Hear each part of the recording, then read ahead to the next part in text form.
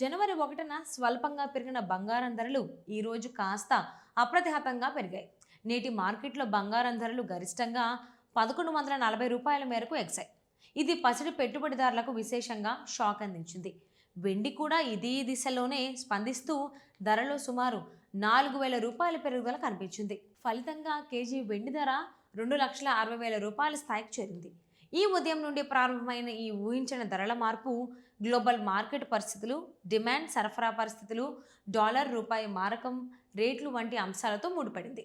ముఖ్యంగా ముడి బంగారం దిగుమతులపై మూడ్, అంతర్జాతీయ మార్కెట్లో పసిడి భవిష్యత్తు ఒప్పందాల మార్పులు, వాణిజ్య వాతావరణం కూడా దీని ప్రభావంలో ఉన్నాయి.